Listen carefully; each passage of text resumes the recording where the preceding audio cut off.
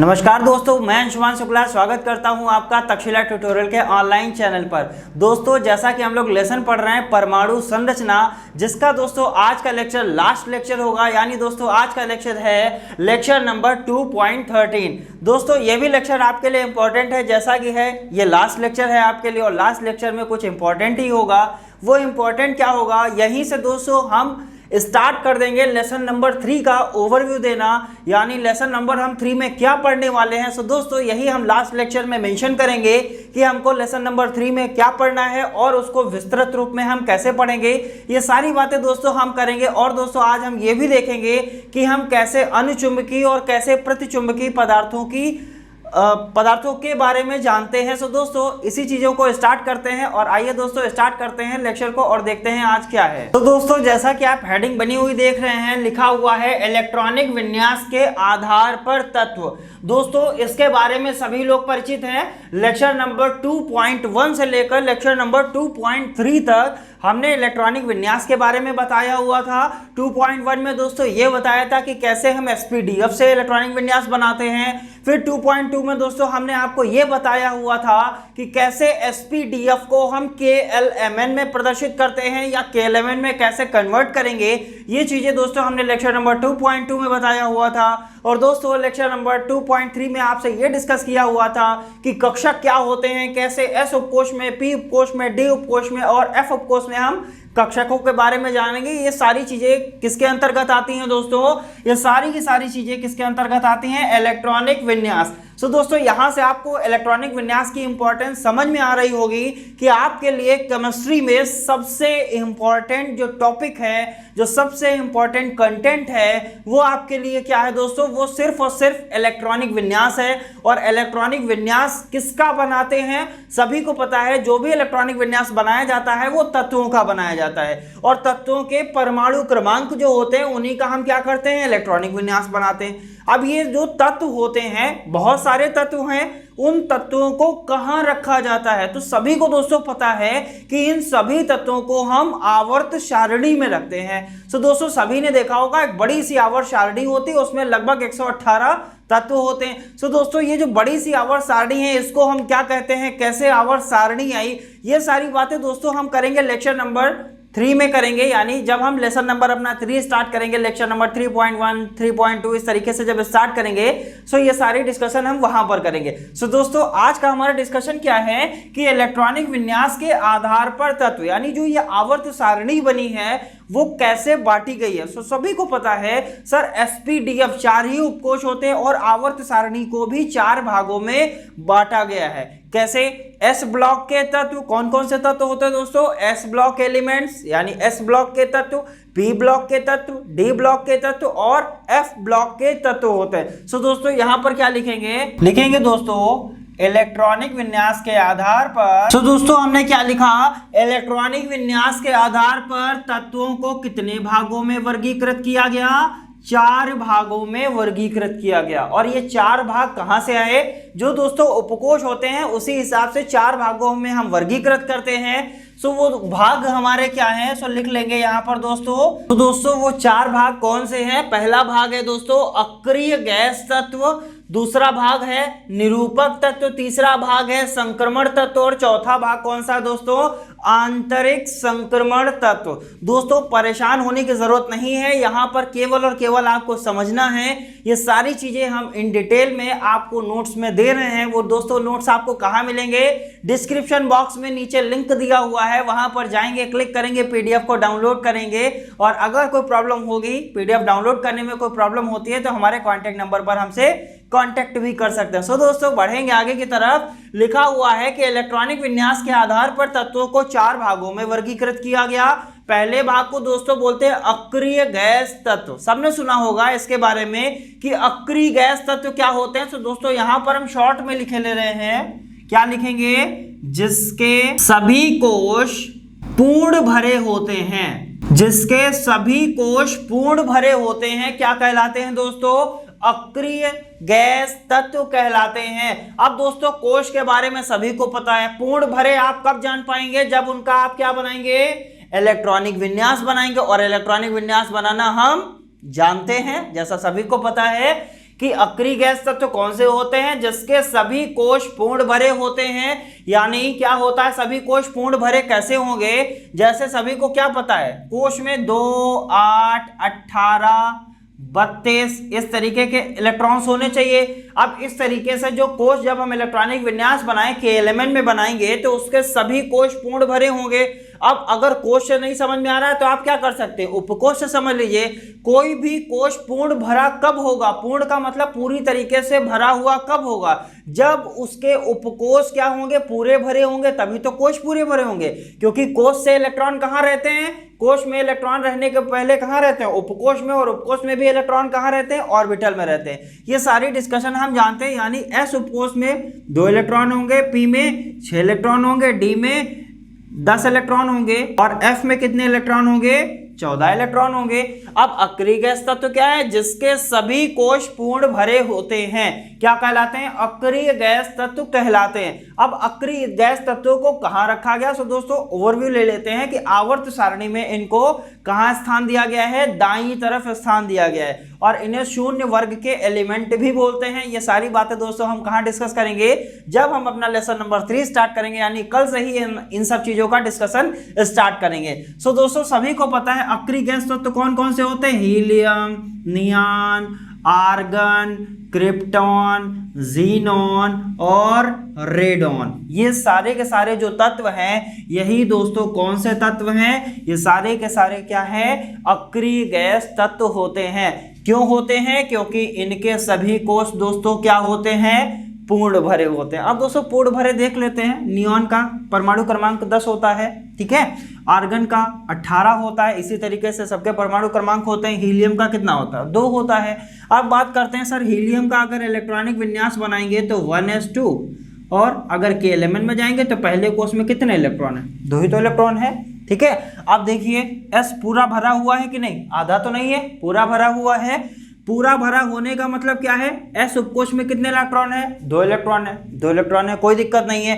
अब क्या एस में यहां पर लिखा है कि नहीं 1 इलेक्ट्रॉन है, नहीं, कहां से स्टार्ट करते हैं, 2, 8, 18, 32 यहीं से तो स्टार्ट होता है। जब 2 इलेक्ट्रॉन है तो ये वाला भरा हुआ है, बाकी वाले से हमसे कोई मतलब नहीं है। यानी ये कोश क्या है, इसका पूर्ण भरा है। अगर नियॉन की बात करते हैं 10, इसका बनाएंगे तो 1s2, 2s2 एंड 2p6, कुछ यही तो बनेगा।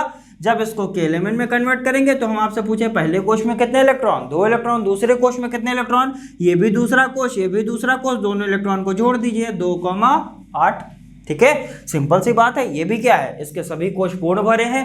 कोश पूर्ण भरे कब हैं, जब इनके सभी उपकोश क्या है, पूर्ण भरे हैं। आप आर्गन को देख लीजिए, आर्गन क्या है, 18 होता है, 1s2, 2s2, 2p6, 3s2, 3p6 and 2, 2, 4, 6, 10, 2, 12, 6, 18। अब दोस्तों इसको अगर कन्वर्ट करेंगे तो क्या आएगा, 2, 8, 8, यही तो आएगा। क्यों आएगा, 2 और इसमें कितने इलेक्ट्रॉन है, 8 इलेक्ट्रॉन है, इसमें कितने इलेक्ट्रॉन है, 8 इलेक्ट्रॉन है, सिंपल सी बात है। कितने इलेक्ट्रॉन हो गए, 2, 8, 8। अब बात करते हैं सर यहाँ पर तो 8 आ गया, ये कैसे होगा। सो दोस्तों सभी को पता है क्या है, सभी ने थोड़ा बहुत पढ़ा भी होगा कि क्या करते हैं, सभी तत्व जो होते हैं वो अष्टक नियम का पालन करते हैं। अब ये अष्टक नियम क्या होता है, सो दोस्तों सिंपल सा ये समझ लीजिए कि जो तत्व होते हैं वो ये सोचते हैं कि हमारे बाह्य कोश, कौन सी कोश, बाह्य कोश, और बाह्य कोश के बारे में सभी लोग जानते हैं, हमारे बाह्य कोश में इलेक्ट्रॉन 8 होने चाहिए। जितने भी तत्व हैं वो सिर्फ ये सोचते हैं कि हमारे बाह्य कोश में 8 इलेक्ट्रॉन हो जाएं, कैसे भी करके उनके 8 इलेक्ट्रॉन बाह्य कोश में हो जाएं। सो दोस्तों आपने देखा यहाँ पर भी ये बाह्य कोश है, बाह्य कोश में कितना इलेक्ट्रॉन है, 8 ही इलेक्ट्रॉन है। इसने भी क्या देखा, इसमें भी ये देखा कि ये बाह्य कोश में कितने इलेक्ट्रॉन है, 8 इलेक्ट्रॉन है। सर फिर क्वेश्चन आ गया, सर हीलियम में 8 इलेक्ट्रॉन क्यों नहीं है। हीलियम दोस्तों अष्टक नियम का पालन नहीं करता है, और केमिस्ट्री में जरूरत से ज्यादा क्या है, अपवाद है। सो हीलियम क्या है आपका, अष्टक नियम का अपवाद। अब दोस्तों ये अष्टक नियम वगैरह क्या है, ये सारी बातें हम कहाँ करेंगे, जब हम आगे के लेसन्स पढ़ेंगे तो वो सारी चीजें हम वहां पर डिस्कस करेंगे। सो दोस्तों उम्मीद करते हैं अक्रिय गैस तत्व क्या होते हैं आपको समझ में आ गया होगा, जिसके सभी कोश पूर्ण भरे होते हैं, क्या कहलाते हैं, अक्रिय गैस कहलाते हैं। अगर विद इन एग्जाम्पल देना हो तो आप एग्जाम्पल भी दे सकते हैं, और अक्रिय गैसों को हम नोबल गैसेस भी बोलते हैं। सो दोस्तों बढ़ेंगे आगे की तरफ। तरफ लिखा हुआ है निरूपक तत्व। निरूपक तत्व दोस्तों इनको हम इंग्लिश में क्या बोलते हैं, रिप्रेजेंटेटिव एलिमेंट्स। कैसे एलिमेंट्स बोलते हैं, रिप्रेजेंटेटिव एलिमेंट्स। अब रिप्रेजेंटेटिव एलिमेंट्स क्या होंगे, सो दोस्तों इसको हटाते हैं। दोस्तों निरूपक तत्व यानी रिप्रेजेंटेटिव एलिमेंट क्या है, जिन तत्वों के केवल बाह्य कोश अपूर्ण भरा होता है क्या कहलाते हैं, निरूपक तत्व कहलाते हैं। क्या बोला गया, जिन तत्वों में केवल बाह्य कोश अपूर्ण हो। अपूर्ण का मतलब क्या होगा, आधा भरा होगा या आधे से कम होगा, ठीक है, या आधे से ज्यादा हो सकता है। सो दोस्तों क्या है, जिन तत्वों का केवल और केवल बाह्य कोश अपूर्ण भरा हो वो क्या हो जाएंगे, रिप्रेजेंटेटिव एलिमेंट हो जाएंगे। सो दोस्तों रिप्रेजेंटेटिव एलिमेंट कौन कौन से होते हैं, सो सभी को क्या पता है सर, यहां पर हम एक एग्जांपल लिखेंगे, S block elements and P block elements. Sir जो एस ब्लॉक के तत्व होते हैं और जो पी ब्लॉक के तत्व होते हैं ये दोस्तों कैसे तत्व कहलाते हैं, निरूपक तत्व कहलाते हैं। कैसे तत्व कहलाते हैं, निरूपक तत्व कहलाते हैं। अब दोस्तों एस ब्लॉक एलिमेंट में कौन कौन से एलिमेंट्स होंगे, पी ब्लॉक में कौन कौन से एलिमेंट्स होंगे, ये दोस्तों हम कहां डिस्कस करेंगे, लेसन नंबर 3 में डिस्कस करेंगे। यानी यहां से आपको ओवरव्यू पता चल रहा होगा कि यहां पर जो हम पढ़ रहे हैं ये अगले लेसन जो हमारा आने वाला है वो आपके लिए कितना ज्यादा इंपॉर्टेंट है। सो दोस्तों एस ब्लॉक एलिमेंट क्या होता है, पी ब्लॉक एलिमेंट क्या होता है, अब बात कर लेते हैं सिंपल सा। यहां पर हम आपको छोटा सा एक एग्जांपल दे रहे हैं, जैसे मान लेते हैं Na11, ठीक है, एस ब्लॉक एलिमेंट में हमने कोई भी ले लिया Na11। बात करते हैं तो इसका इलेक्ट्रॉनिक विन्यास बनाएंगे, डायरेक्ट बना लेते हैं 2 8 1, यही तो बनेगा। कैसे बना, सो दोस्तों सभी को पता है 1s2 2s2 2p6 3s1, यही तो बना हुआ है। सो दोस्तों क्या बना हुआ है सर, ये देखा कि हर एलिमेंट ये सोचता है कि हमारे बाह्य कोश में कितने इलेक्ट्रॉन हो जाएं, 8 इलेक्ट्रॉन हो जाएं। अब दोस्तों हम आपसे पूछे सोडियम के बाह्य कोश में कितना इलेक्ट्रॉन है, एक ही इलेक्ट्रॉन तो है, यानी बाह्य कोश ही तो अपूर्ण है, पीछे की कोश तो पूरी भरी हुई है। अगर ये एक इलेक्ट्रॉन चला जाए कहीं पर भी तो देखिए इसके बाह्य कोश में 8 इलेक्ट्रॉन हो गए कि नहीं हो गए, तभी Na क्या बनाता है, प्लस बनाता है। सो दोस्तों इसकी बाह्य कोश क्या है, अपूर्ण है। कौन सी बाह्य कोश, केवल जो बाह्य कोश है वो क्या है, अपूर्ण है, इसीलिए इसको किस में रखा गया है, निरूपक तत्वों में रखा गया है। अब दोस्तों सिंपल सी बात कर लेते हैं, Na के अलावा अगर हम K ले लेते हैं, पोटेशियम 19 ले लेते हैं तो क्या आएगा, 2 8 8 1 2 8 10 8 18 और 1 19, इसका भी एसपीडीएफ से बनाएंगे तो कुछ इसी तरीके से बनेगा जाकर। सो एसपीडीएफ से हमने क्या कर लिया, एलिमेंट में कन्वर्ट कर लिया। अगर बनाना है तब भी बना सकते हैं, 1s2 2s2 2p6 3s2 3p6 and 4s1, यही तो बनेगा। अब हम बात करते हैं सर चौथे कोष में एक इलेक्ट्रॉन है, यहां पर हमने दिखाया चौथे कोष में एक इलेक्ट्रॉन। अब दोस्तों देखिए ये भी बाह्य कोश है कि नहीं है, और बाह्य कोश अपूर्ण है कि नहीं है। बाह्य कोश में इलेक्ट्रॉन कितना होना चाहिए, 8 है, कितना 1। अब बात करते हैं 8 इलेक्ट्रॉन होने चाहिए, तो बाह्य कोश में कितने इलेक्ट्रॉन हो सकते हैं। सो दोस्तों बाह्य कोश में 1 से लेकर 7 तक इलेक्ट्रॉन हो सकते हैं, तभी वो क्या होगा, निरूपक तत्व होगा। अगर बाह्य कोश में 8 इलेक्ट्रॉन हो गए तो वो कैसा हो जाएगा, अक्रिय गैस तत्व हो जाएगा। अगर 8 इलेक्ट्रॉन हो गया तो उसका सभी कोश पूर्ण भर जाएगा, अगर 8 इलेक्ट्रॉन नहीं हुआ तो उसके सभी कोश पूर्ण नहीं भरे होंगे, बाह्य कोश क्या हो जाएगा, अपूर्ण। या तो बाह्य कोश में 1 इलेक्ट्रॉन हो सकता है, या 2 हो सकते हैं, या 3 हो सकते हैं, या 4 हो सकते हैं, या 5 हो सकते हैं, या 6 हो सकते हैं, या 7 इलेक्ट्रॉन हो सकते हैं, यही तो हो सकता है। जैसे हम बात कर लें पी ब्लॉक एलिमेंट में कोई एग्जाम्पल ले लेते हैं, मान लेते हैं बोरॉन ले लिया, बोरॉन 5 होता है, ठीक है। ये सिंपल से एग्जांपल्स हम आपको ले रहे हैं। यहाँ पर अगर इसका इलेक्ट्रॉनिक विन्यास बनाएंगे तो कुछ यही तो बनेगा, 1s2 2s2 एंड 2p1। अब इसका बनाएंगे तो 2, 3, यही तो बनेगा। अब दोस्तों देखिए यहाँ पर कितना, पहले कोश में 2 इलेक्ट्रॉन, दूसरे कोश में कितने इलेक्ट्रॉन, 3 इलेक्ट्रॉन। अब बाह्य कोश में कितना इलेक्ट्रॉन आ गया, 3 इलेक्ट्रॉन आ गया, आया कि नहीं आया। सो दोस्तों बाह्य कोश में कितना इलेक्ट्रॉन आ गया, 3 इलेक्ट्रॉन आ गया। और हमने क्या बोला था कि हर एलिमेंट क्या सोचता है कि हमारे बाह्य कोश में 8 इलेक्ट्रॉन हो जाए। सो या तो उसके बाह्य कोश में 1 इलेक्ट्रॉन होंगे, हमने 1 इलेक्ट्रॉन वाला भी एग्जांपल देख लिया, या तो उसके बाह्य कोश में 2 इलेक्ट्रॉन होंगे, 2 इलेक्ट्रॉन वाला एग्जांपल देख लेते हैं। जैसे हम बात करें मैग्नीशियम के लिए, मैग्नीशियम का 12 होता है तो 2 8 2। अब दोस्तों देखिए बाह्य कोश में कितना इलेक्ट्रॉन है, 2 इलेक्ट्रॉन है कि नहीं है। जब बाह्य कोश में 2 इलेक्ट्रॉन है तो इसका मतलब ये क्या है, इसकी बाह्य कोश क्या है, अपूर्ण है। अगर अपूर्ण है तभी ये दोस्तों ये क्या होगा, निरूपक तत्व होगा। अब सिंपल सी बात कर लेते हैं, जैसे हम बात कर लेते हैं 7 इलेक्ट्रॉन बाह्य कोश में कैसे होगा। तो सभी को पता है, अगर फ्लोरीन ले लिया है, फ्लोरीन का एटॉमिक नंबर क्या होता है 9, इसका इलेक्ट्रॉनिक विन्यास बनाएंगे तो क्या बनेगा 2,7। अब बात करिए सर यहाँ पर भी ये क्या है, इसकी बाह्य कोश है और बाह्य कोश में कितना इलेक्ट्रॉन है, 7 इलेक्ट्रॉन है कि नहीं है। और सभी एलिमेंट क्या सोचते हैं, हमारे बाह्य कोश में 8 इलेक्ट्रॉन होने चाहिए। इसका मतलब ये कोश क्या है, अपूर्ण है। अगर ये कोश अपूर्ण है इसीलिए इसको कहाँ रखा गया है, निरूपक तत्वों में रखा गया। सो दोस्तों उम्मीद करते हैं निरूपक तत्व क्या होते हैं आपको आसानी से समझ में आ गया होगा। सिंपल से बात ध्यान रखेंगे कि अगर सभी कोश पूर्ण भरे हैं अर्थात पीछे के कोश सभी भरे होने चाहिए और जो बाह्य कोश है उसमें 8 इलेक्ट्रॉन हो जाएं तो वह कैसा होगा, वो होगा दोस्तों अक्रिय गैस तत्व होगा। अगर कुछ ऐसे तत्व आ जाते हैं जिनकी बाह्य कोश अपूर्ण होती है, केवल बाह्य कोश यानी पीछे की कोश क्या होगी, पूरी भरी होगी, लेकिन जो बाहर वाली कोश होगी वो अपूर्ण होगी। और अपूर्ण क्यों होगी, क्योंकि हमने ये बताया सभी तत्व कहते हैं कि हमारे बाह्य कोश में 8 इलेक्ट्रॉन होने चाहिए। अपूर्ण का मतलब होगा उसमें 8 इलेक्ट्रॉन नहीं होंगे बल्कि 8 से कम इलेक्ट्रॉन होंगे। और 8 से कम इलेक्ट्रॉन का मतलब क्या हो सकता है दोस्तों, या तो 1 इलेक्ट्रॉन होगा या 2 इलेक्ट्रॉन होगा या 3, 4, 5, 6, 7, लेकिन 8 इलेक्ट्रॉन नहीं होंगे। क्यों, क्योंकि बताया गया है कि जिनका बाह्य कोश क्या होता है, अपूर्ण होता है। तो दोस्तों इस तरीके से हमने ये समझा कि निरूपक तत्व क्या होते हैं। अब दोस्तों हम बात करेंगे किसके लिए, संक्रमण तत्वों के लिए। दोस्तों ये भी आपके लिए बहुत ही ज्यादा इंपॉर्टेंट है।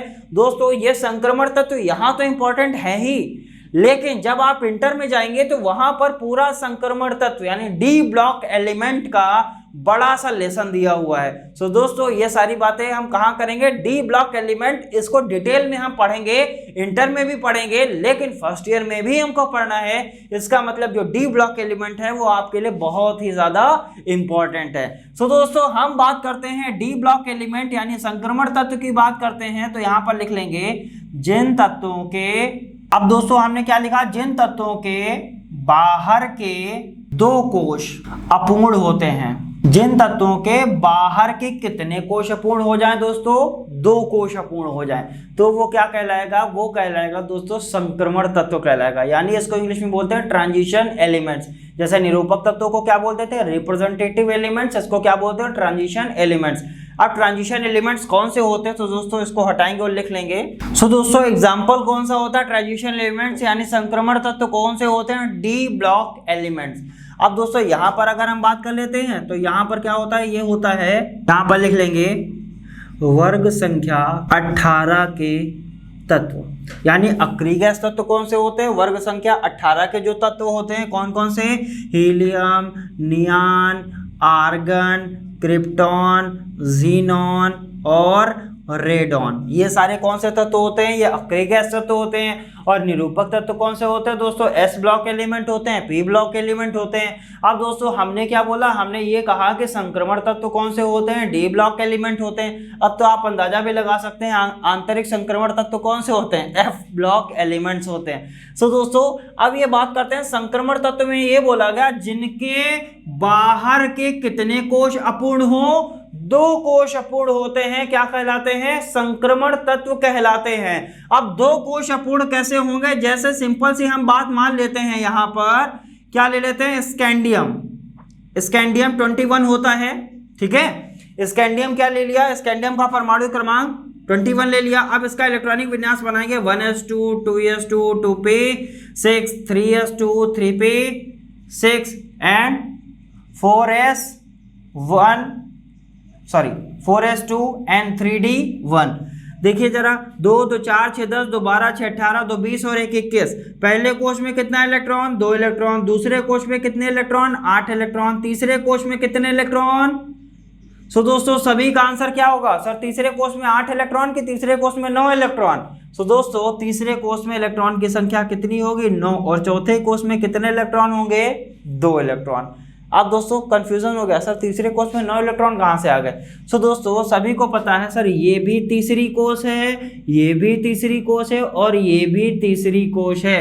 जब हमने इलेक्ट्रॉनिक विन्यास बनवाया था तो वहां पर यह भी बताया था कि इसकी ऊर्जा क्या होती है, ज्यादा होती है, इसीलिए इसको 4s के बाद में रखा जाता है। सो यानी तीसरी कोष में कितने इलेक्ट्रॉन, 9 इलेक्ट्रॉन, और चौथी कोष में कितने इलेक्ट्रॉन, 2 इलेक्ट्रॉन। अब दोस्तों सभी को यहाँ पर दिख रहा होगा कि हर इलेक्ट्रॉन क्या सोचता है, या हर तत्व क्या सोचते हैं कि हमारे बाह्य कोष में कितने इलेक्ट्रॉन हो जाएं, 8 इलेक्ट्रॉन हो जाएं। क्या इसकी बाह्य कोष में 8 इलेक्ट्रॉन है, नहीं है। क्या इसकी बाह्य कोष में 8 इलेक्ट्रॉन है, नहीं है। सो दोस्तों यहाँ पर बाह्य कोष में कितना इलेक्ट्रॉन है, 2 इलेक्ट्रॉन है।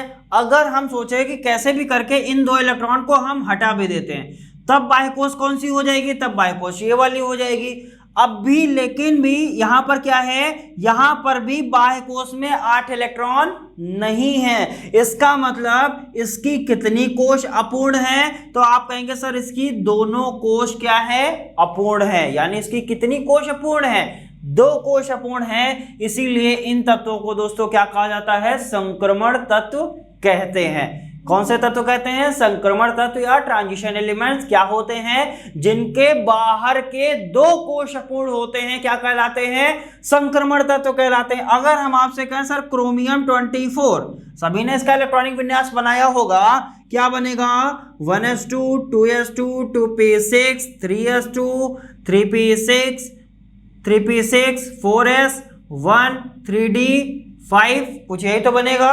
अब हम इसको अगर K11 में कन्वर्ट करें तो पहले कोष में 2 इलेक्ट्रॉन, दूसरे कोष में 8 इलेक्ट्रॉन, तीसरे कोष में कितने इलेक्ट्रॉन, 6 2 8 और 5 13 इलेक्ट्रॉन, और चौथे कोष में कितना इलेक्ट्रॉन, 1 इलेक्ट्रॉन। अब जरा जोड़ लीजिए, 2 2 4 6 10 2 12 6 18 और 5 23 और 1 24, या 2 8 10 10 और 1 11 11 और 13 कितना इलेक्ट्रॉन, 24 इलेक्ट्रॉन।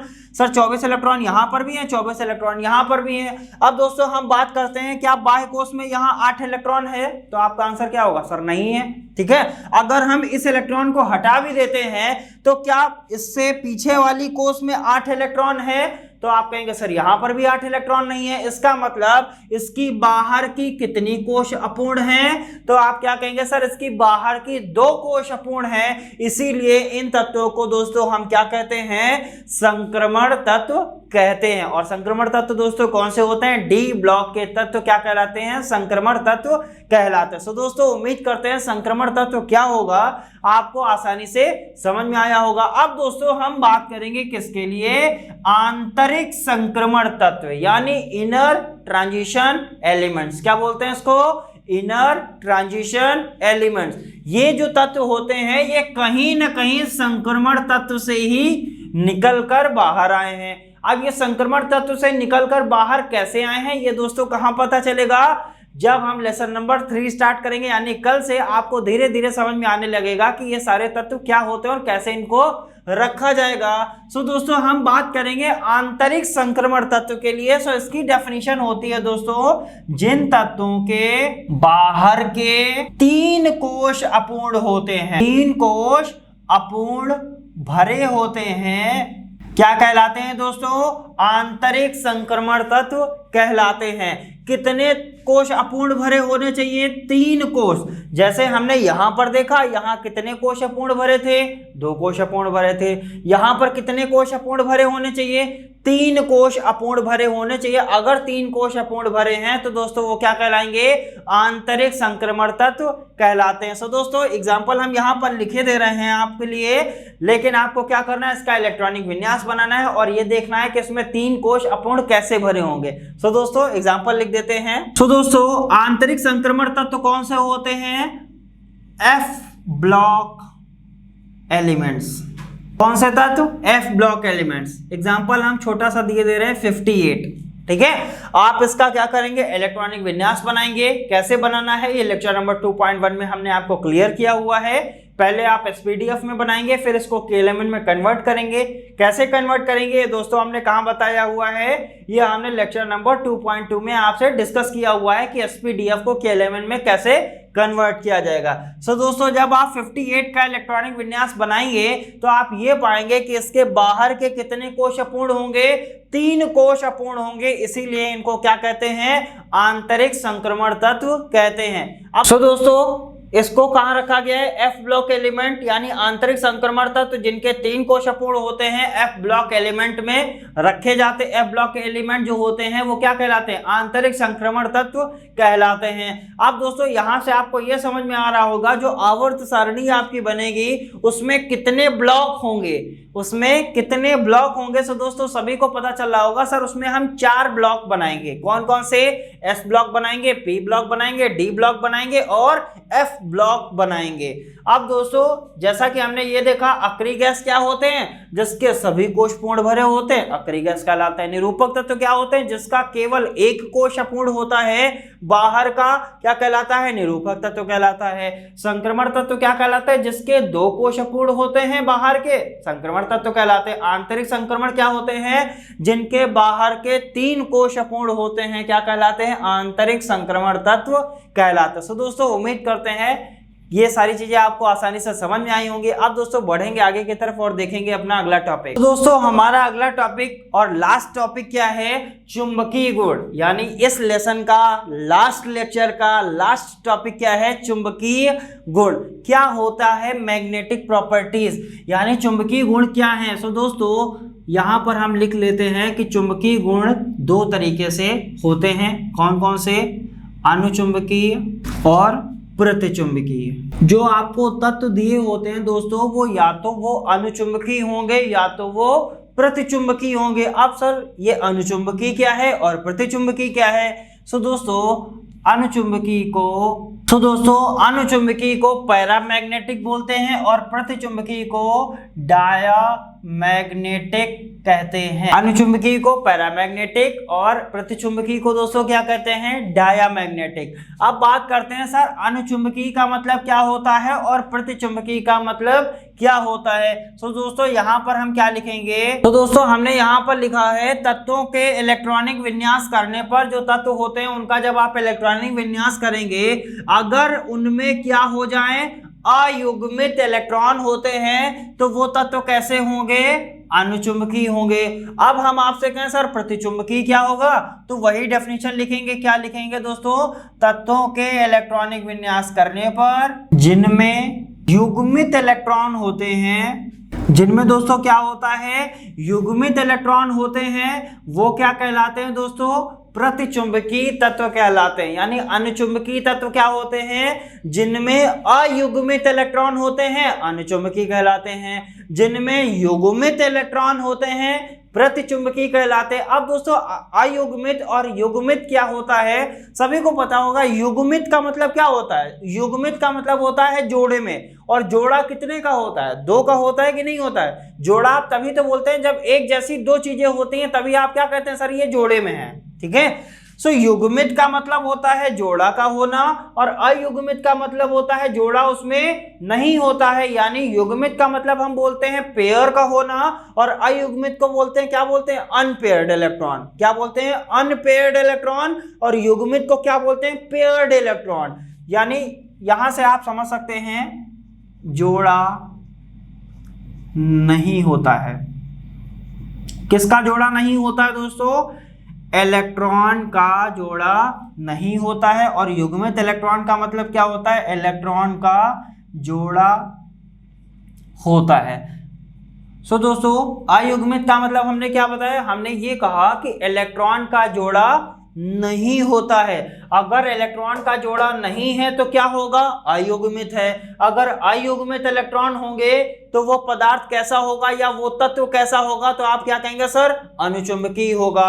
अगर हम आपसे कहें इलेक्ट्रॉन का जोड़ा है तो वो कैसा होगा, युग्मित इलेक्ट्रॉन होगा। अगर युग्मित इलेक्ट्रॉन है तो दोस्तों कैसा होगा उसका व्यवहार, तो उसका व्यवहार दोस्तों होगा प्रतिचुंबकीय। अब बात करते हैं सर इलेक्ट्रॉन का जोड़ा नहीं होता है ये क्या होता है, ठीक है। क्वेश्चन मार्क आ गया सर, इलेक्ट्रॉन का एक बार जोड़ा होता है एक बार नहीं होता है, लेकिन ये होता क्या है, इसके बारे में भी हमको देखना है। तो दोस्तों सभी को पता है एक ऑर्बिटल में कितने इलेक्ट्रॉन रह सकते हैं, तो दोस्तों सभी को क्या पता है सर, एक ऑर्बिटल में मैक्सिमम यानी ज्यादा से ज्यादा 2 इलेक्ट्रॉन रह सकते हैं। कितने इलेक्ट्रॉन? 2 इलेक्ट्रॉन रह सकते हैं। सो दोस्तों एक इलेक्ट्रॉन यहां बना लिया, सॉरी एक ऑर्बिटल वहां बनाया, एक ऑर्बिटल यहां बना लिया। हमने क्या कहा कि एक ऑर्बिटल में ज्यादा से ज्यादा 2 इलेक्ट्रॉन रह सकते हैं। 2 का मतलब क्या होगा? सिंपल सी बात है, यहां पर 2 इलेक्ट्रॉन रख दिए, यहां पर 2 इलेक्ट्रॉन रख दिए। अब हम बात करेंगे किसके लिए? सर यहां पर भी ज्यादा से ज्यादा 2 इलेक्ट्रॉन है, यहां पर भी ज्यादा से ज्यादा 2 इलेक्ट्रॉन है, और ऐसे ही तो इलेक्ट्रॉन को रखा जाएगा। अब हम बात कर रहे हैं कि इलेक्ट्रॉन का जोड़ा नहीं होता है। अगर अयुग्मित इलेक्ट्रॉन दिखाना है तो एक ऑर्बिटल में आपके इलेक्ट्रॉन कितने होने चाहिए? 1 इलेक्ट्रॉन होना चाहिए। एक ऑर्बिटल की बात करी है कि अगर जोड़ा नहीं होगा तो इलेक्ट्रॉन कुछ इस तरीके से आपको दिखाई देगा, यानी एक ऑर्बिटल में केवल और केवल आपको एक ही इलेक्ट्रॉन दिखाई देगा, दूसरा इलेक्ट्रॉन नहीं दिखाई देगा। लेकिन अगर प्रतिचुंबकीय तत्व हो गया तो आपको एक ऑर्बिटल में कितने इलेक्ट्रॉन दिखाई देंगे? 2 इलेक्ट्रॉन दिखाई देंगे, और इन्हीं 2 इलेक्ट्रॉनों को ही हम क्या बोलते हैं? इलेक्ट्रॉन का जोड़ा। क्या बोलते हैं? इलेक्ट्रॉन का जोड़ा, या हम क्या कह सकते हैं? इलेक्ट्रॉन का युग्मन, या हम क्या कह सकते हैं? ये कैसे इलेक्ट्रॉन है? युग्मित इलेक्ट्रॉन है। अगर ये युग्मित इलेक्ट्रॉन है तो कैसे होंगे? प्रतिचुंबकीय होंगे, और अगर अयुग्मित इलेक्ट्रॉन है तो दोस्तों कैसा होगा? अनुचुंबकीय होगा। सो दोस्तों उम्मीद करते हैं आपको समझ में आया होगा। अब बढ़ेंगे आगे की तरफ और देखते हैं कि हम कैसे एग्जाम्पल के माध्यम से इन चीजों को समझ सकते हैं। सो दोस्तों छोटा सा एग्जाम्पल एक यहाँ पर लेंगे, एक यहाँ पर लेंगे, बाकी हमने कई सारे एग्जाम्पल आपको दिए हुए हैं। सो दोस्तों वो सारे एग्जाम्पल कहाँ दिए हैं? नोट्स में दिए हैं। वो नोट्स दोस्तों कहाँ से मिलेगा? नीचे लिंक दिया हुआ है, डिस्क्रिप्शन बॉक्स में जाएंगे, लिंक पर क्लिक करेंगे, वहां से क्या करेंगे? पीडीएफ को डाउनलोड करेंगे, और अगर पीडीएफ डाउनलोड नहीं होती है तो हमसे कांटेक्ट भी कर सकते हैं। सो दोस्तों करना क्या है? नोट्स जरूर पढ़ने हैं। यहाँ पर जो चीजें हम बताते हैं कुछ और एक्स्ट्रा चीजें आपको नोट्स में हम देते हैं, ताकि वो आपके लिए बहुत ही ज्यादा इंपॉर्टेंट होते हैं। सो दोस्तों हमने यहाँ पर एक एग्जांपल ले लिया। हम बात करते हैं किसके लिए? अनुचुंबकीय के लिए। अनुचुंबकीय में एक छोटा सा एग्जाम्पल ले लेते हैं सोडियम का। सोडियम का जब इलेक्ट्रॉनिक विन्यास बनाएंगे तो 1s2 2s2 2p6 and 3s1। और दोस्तों एक चीज और ध्यान रखेंगे, ये युग्मित और अयुग्मित कहां से देखते हैं? ये दोस्तों देखते हैं बाह्य कोश से। कहां से देखते हैं? बाह्य कोश से। अब हम आपसे पूछे इसमें बाह्य कोश कौन सी है, तो सभी लोग क्या बताएंगे? सर जो 3s1 वाला है वही बाह्य कोश है। अब इसमें कौन सा उपकोश है? एस उपकोश है। एस उपकोश में कितने ऑर्बिटल होते हैं? 1 ऑर्बिटल होता है। इलेक्ट्रॉन कितना है? 1 इलेक्ट्रॉन है कि नहीं है? अब हम आपसे कहें कि यहाँ पर अयुग्मित इलेक्ट्रॉन है कि नहीं है, तो आपका आंसर क्या होगा? सर यहाँ पर अयुग्मित इलेक्ट्रॉन है, यानी अयुग्मित इलेक्ट्रॉन की संख्या, अयुग्मित इलेक्ट्रॉन की संख्या दोस्तों यहाँ पर कितनी है? 1 है। अगर 1 अयुग्मित इलेक्ट्रॉन है तो इसका मतलब ये कैसा होगा? अनुचुंबकीय पदार्थ होगा। अब सिंपल सी बात है, एक छोटा सा एग्जांपल और ले लेते हैं यहाँ पर। बोरॉन, बोरॉन क्या होता है? 5 होता है। इसका इलेक्ट्रॉनिक विन्यास बनाएंगे 1s2 2s2 एंड 2p1, यही तो बनेगा। सिंपल सी बात है। सर इसकी बाह्य कोश कौन सी होगी? सर इसकी बाह्य कोश ये वाली है। इसके लिए हम देखें एस उपकोश में 1 ऑर्बिटल, पी उपकोश में दोस्तों कितने ऑर्बिटल होते हैं? 3 ऑर्बिटल हमने बना लिए। एस उपकोश में कितने इलेक्ट्रॉन है? 2 इलेक्ट्रॉन हमने बना दिया। लेकिन जब हम पी उपकोश में जाते हैं तो पी उपकोश में कितने इलेक्ट्रॉन है? 1 ही इलेक्ट्रॉन तो है। अब दोस्तों ये कैसा इलेक्ट्रॉन है? अयुग्मित इलेक्ट्रॉन है। अगर ये अयुग्मित इलेक्ट्रॉन है तो ये कैसा होगा? अनुचुंबकीय होगा कि नहीं होगा? बिल्कुल होगा, यानी ये कैसा होगा? अनुचुंबकीय होगा। अगर एक और एग्जांपल ले लेते हैं, सिंपल सी बात है दोस्तों, हम बात कर लें Cl17 यानी क्लोरीन के लिए बात कर लें तो 1s2 2s2 2p6 3s2 3p5, कुछ यही तो बनेगा, सभी को पता होगा, कुछ यही इलेक्ट्रॉनिक विन्यास बनेगा। अब इसको हटा देते हैं, यहां पर बात करते हैं सर एस में तो 2 इलेक्ट्रॉन है, उसको हम बनाएं या ना बनाएं, लेकिन हम बात कर लेते हैं किसके लिए? पी उपकोश के लिए। पी में कितने ऑर्बिटल होते हैं? 3 ऑर्बिटल। इलेक्ट्रॉन है कितने? 5 इलेक्ट्रॉन है। 1 इलेक्ट्रॉन, 2 इलेक्ट्रॉन, 3 इलेक्ट्रॉन, 4 इलेक्ट्रॉन और 5 इलेक्ट्रॉन। दोस्तों यहाँ पर अयुग्मित इलेक्ट्रॉन कितने हैं? 1 अयुग्मित इलेक्ट्रॉन है कि नहीं है? तो इसका मतलब दोस्तों ये क्या होगा? अनुचुंबकीय होगा। अयुग्मित इलेक्ट्रॉन की संख्या अगर आपको पता चल गई तो यहां से हम एक और फॉर्मूला भी आपको कराएंगे, तो वहां से एक चीज और डिफाइन करेंगे कि अगर अयुग्मित इलेक्ट्रॉन होते हैं तो हम उसका चुंबकीय आघूर्ण कैसे निकालेंगे। सो दोस्तों पहले तो आपने ये जाना कि अनुचुंबकीय पदार्थ हम कैसे डिसाइड करेंगे। आप इलेक्ट्रॉनिक विन्यास बनाइए, फिर आप ये देखिए कि उसमें अयुग्मित इलेक्ट्रॉन है कि नहीं है। अगर अयुग्मित इलेक्ट्रॉन है तो इसका मतलब वो कैसा होगा, अनुचुंबकीय होगा। अब हम बात कर लेते हैं सर प्रतिचुंबकीय के लिए, तो सिंपल सा एक एग्जांपल ले लेते हैं। अगर हमने कहा मैग्नीशियम का परमाणु क्रमांक होता है दोस्तों 12, कितना होता है 12 होता है। बात करते हैं 1s2 2s2 2p6 and 3s2, कुछ यही तो इलेक्ट्रॉनिक विन्यास बनेगा। इसकी बाह्य कोश क्या है, तीसरी है, एस उपकोश है। एस उपकोश का एक ऑर्बिटल बना लिया। कितने इलेक्ट्रॉन है दोस्तों, यहाँ पर 2 इलेक्ट्रॉन है कि नहीं है। अब यहाँ पर कितने इलेक्ट्रॉन है, 2 इलेक्ट्रॉन है, यानी ये कैसे हैं, जोड़े में है। अगर जोड़े में है तो दोस्तों क्या होगा, ये प्रतिचुंबकीय होगा। सिंपल सी बात है, ये अगर जोड़े में है तो क्या होगा, प्रतिचुंबकीय होगा। एक और एग्जांपल ले लेते हैं। सो दोस्तों यहाँ पर हम बात कर लें Cl- के लिए, तो इसका इलेक्ट्रॉनिक विन्यास क्या बनेगा, 1s2 2s2 2p6 3s2 and 3p। अब दोस्तों पहले Cl का बना लेते हैं। Cl का क्या बनेगा, 3p5। हमने क्या बोला, हमको बनाना है Cl- का, और धनायन और ऋणायन का इलेक्ट्रॉनिक विन्यास बनाना हमने आपको सिखाया था। हमने क्या बोला था कि जब एक माइनस होगा तो इसका मतलब एक इलेक्ट्रॉन आएगा, और आएगा तो कहाँ आएगा, बाह्य कोश में आएगा। और बाह्य कोश कौन सी है, यही तो है। बाह्य कोश में अगर एक इलेक्ट्रॉन आया हुआ है तो कहाँ आएगा, 3p6, यानी कितने इलेक्ट्रॉन हो जाएंगे, 6 इलेक्ट्रॉन हो जाएंगे।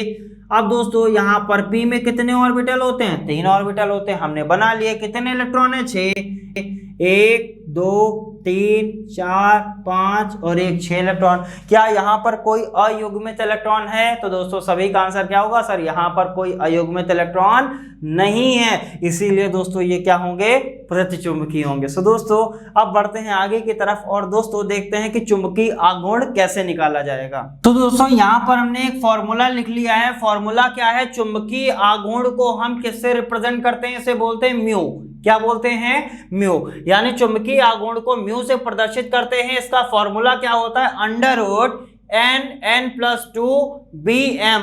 bm क्या है दोस्तों, ये होता है मात्रक। bm क्या है, मात्रक है, और इसका फुल फॉर्म क्या होता है, इसको बोलते हैं बोहर मैग्नेटॉन। सो दोस्तों हम आपसे कहें कि चुंबकीय आघूर्ण का मात्रक क्या होता है, तो दोस्तों आप क्या बताएंगे, सर चुंबकीय आघूर्ण का जो मात्रक होता है वो क्या होता है, बोहर मैग्नेटॉन। और चुंबकीय आघूर्ण का फॉर्मूला क्या होता है, फॉर्मूला होता है दोस्तों μ=√n+2। अब दोस्तों यहाँ पर ये बात जानने वाली है कि ये जो n है वो क्या है। सो दोस्तों जो n होता है ये क्या होता है, अयुग्मित इलेक्ट्रॉन की संख्या, अयुग्मित इलेक्ट्रॉन की संख्या। सो दोस्तों यहाँ पर n क्या है, अयुग्मित इलेक्ट्रॉन की संख्या। अगर कोई ऐसा तत्व आपको दे दिया जाए जो अनुचुंबकीय हो, अनुचुंबकीय होगा इसका मतलब उसमें अयुग्मित इलेक्ट्रॉन होगा। अगर उसमें अयुग्मित इलेक्ट्रॉन होगा तो क्या हम उसका चुंबकीय आघूर्ण निकाल सकते हैं, तो आप क्या कहेंगे, यस सर हम उसका चुंबकीय आघूर्ण निकाल सकते हैं। और हम आपसे कहें कि कोई प्रतिचुंबकीय पदार्थ है, उसका चुंबकीय आघूर्ण का मान क्या होगा, तो आप कहेंगे सर उसके चुंबकीय आघूर्ण का मान 0 होगा। क्यों होगा, क्योंकि उसमें अयुग्मित इलेक्ट्रॉन की संख्या कितनी हो जाएगी, 0 हो जाएगी। अगर 0 हो गया तो n की जगह 0 हो जाएगा। जब एक बार n की जगह 0 हो गया तो सारी वैल्यू क्या आ जाएगी, 0 आ जाएगी। यानी क्या होता है, प्रतिचुंबकीय पदार्थों के लिए चुंबकीय आघूर्ण का मान हमेशा 0 होता है। कितना होता है, 0 होता है। क्यों होता है, क्योंकि प्रतिचुंबकीय पदार्थों में अयुग्मित इलेक्ट्रॉन की संख्या नहीं पाई जाती है। अब बात कर लेते हैं अनुचुंबकीय पदार्थों के लिए छोटा सा एग्जांपल हमारा वही रहेगा। सपोज कर लेते हैं किसके लिए, B5 के लिए। तो इसका इलेक्ट्रॉनिक विन्यास बनाएंगे तो क्या बनेगा, 1s2 2s2 एंड 2p1, यही तो बनेगा। p में कितने इलेक्ट्रॉन है दोस्तों, p में ऑर्बिटल होते हैं 3 इलेक्ट्रॉन है 1, यानी अयुग्मित इलेक्ट्रॉन की संख्या यहाँ कितनी है, अयुग्मित इलेक्ट्रॉन की संख्या कितनी है दोस्तों, सभी को पता है सर यहाँ पर अयुग्मित इलेक्ट्रॉन की संख्या है 1। अगर अयुग्मित इलेक्ट्रॉन की संख्या 1 है तो हम आपसे पूछे इसके लिए म्यू का मान क्या होगा, तो n की जगह आप क्या रख देंगे, 1 रख देंगे। 1 1 प्लस टू मात्रक Bm, Bm का मतलब Bohr magnetron, mu is equal to कितना आ जाएगा 1 इंटू 3 Bm, यही तो आएगा। म्यू इज इक्वल टू कितना आ जाएगा √3 Bm, यानी अगर एक अयुग्मित इलेक्ट्रॉन होता है तो उसके चुंबकीय आघूर्ण का मान क्या होगा √3 Bm हो जाएगा, यानी बोहर मैग्नेट्रॉन।